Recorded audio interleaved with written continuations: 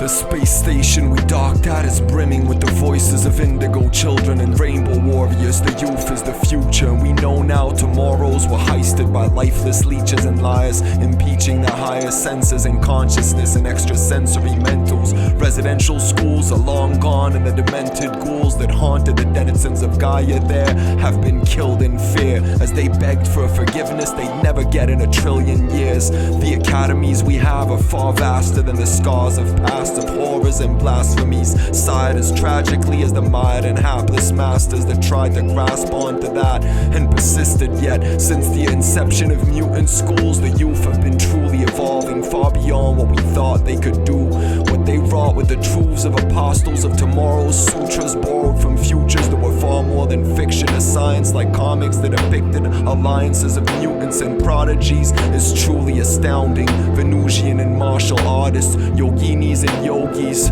musicians and artivists, from ground level to beyond this, so the students were no longer trapped in a catch-22 with the masters of evil subduing them. They blasted them back as teachers of blueprints, revealing the deceit of half-truths and lies they were teaching. Math and science became the numerology of consciousness revisited, and the Sophionic prescience of particles. Quantum physics was acknowledged as a lot more than wanton gimmicks, quite the opposite really. From waystations to space aliens, troops of beauteous offspring were freed and revolution was heeded. People raised babies as prodigy youth, as ancient and ageless as all that we are in farscapes of darkness and rainbows. As all that we are in farscapes of darkness and rainbows.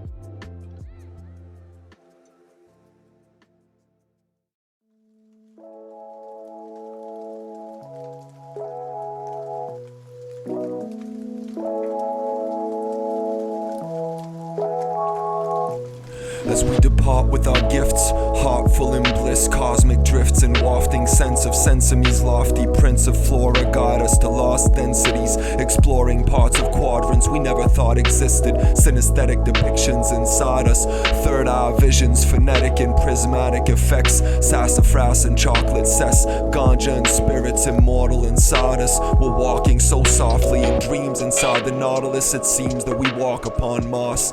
Rocks and crystals offer thoughts of mystical forms of existences, like quartz and deserts, a Tibetan from Himalaya's prescience. Shambhala Rajas and Carnisses forgotten, like Agartha's citizens from times that Blavatsky described. The Nazis are gone from our lives, and false Christians are mocked and denied, like Islam patriarchal. Religions no longer control or hold any form of dominion or oppression towards anyone. Their gods are dead, long gone with the wind. Only the eye persists as a reminder that they're constantly watched by their father archonic. The rest of us laugh and rejoice as our paths and voices unfold like sun scrolls at dawn. Polymorphic papyri as gorgeous as the wide skies and 9 lives of Bast. We minded the cost of their lies and accosted with tides of tomorrows evolving. On comprend tout ce qu'on pense, les archons ne sont plus. On n'est plus tendu du tout depuis que les gens se sont rendus compte des mensonges et des grands contes d'antan. Je suis Athènes Anton,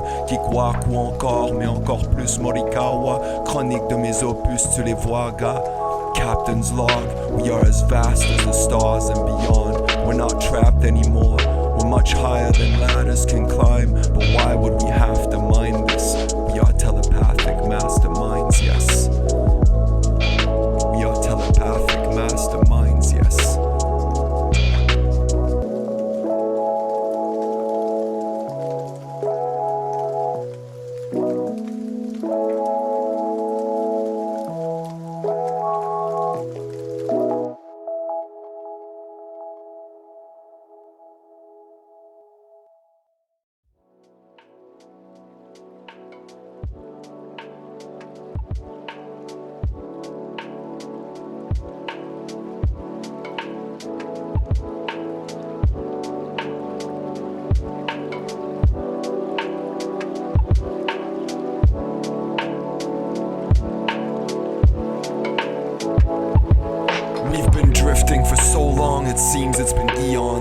songs I used to write in deep psalms. Time distortion and time warps that go on to the sweet morn. We watch planets and walk towards our destiny's plan. Chart the course for centuries handsome.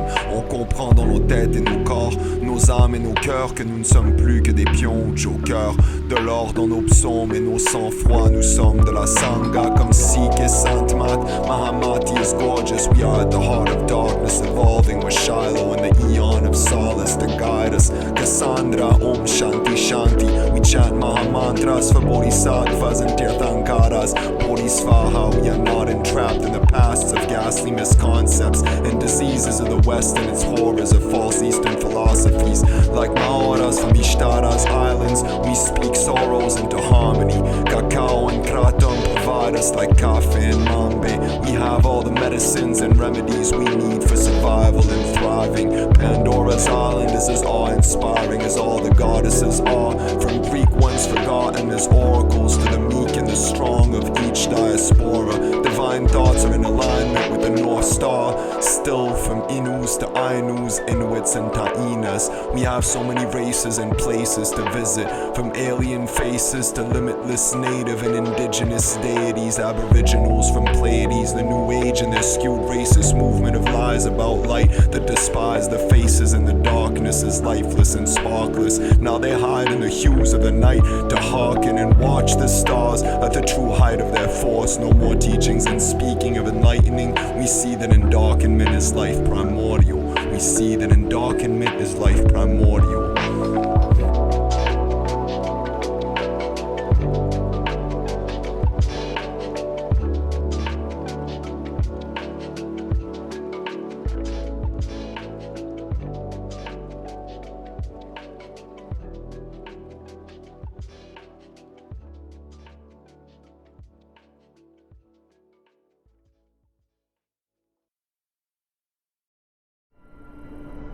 Where'd that come from?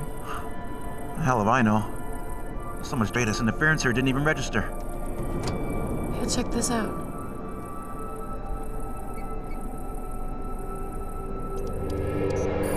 Atmosphere is nitrogen, oxygen, organic molecular spectra, fresh water.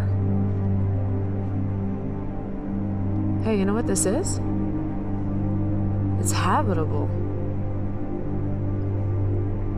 We may have just found a world that can support human life. Maybe we're not just a bunch of frack-ups after all.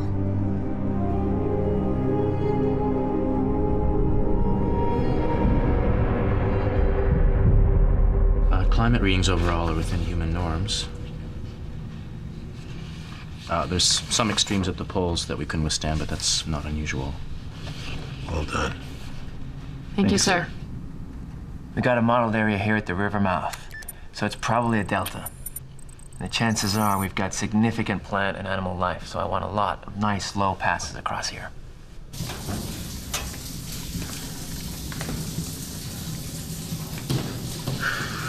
I heard the Pegasus survey mission found wildlife. Fruit trees, rivers of milk and honey. Yeah, I forgot the lakes of ambrosia.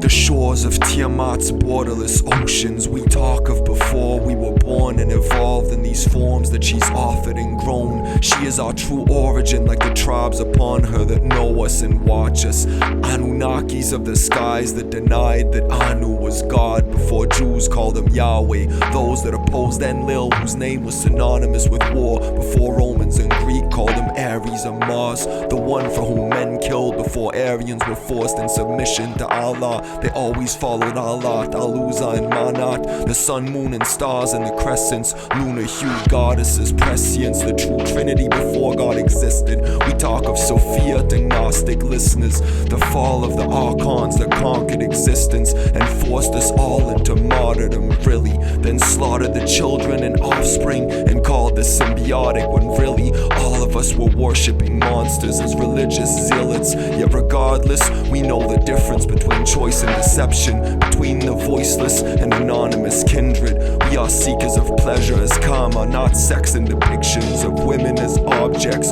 We are all omnimorphic, omitakio yasin. We are all interconnected, yet what we are not is one with everyone. We are all indivisible, always individuals. We are all different, yet together we are strongest and invincible. Rainbow tribes of infinity watch us and listen.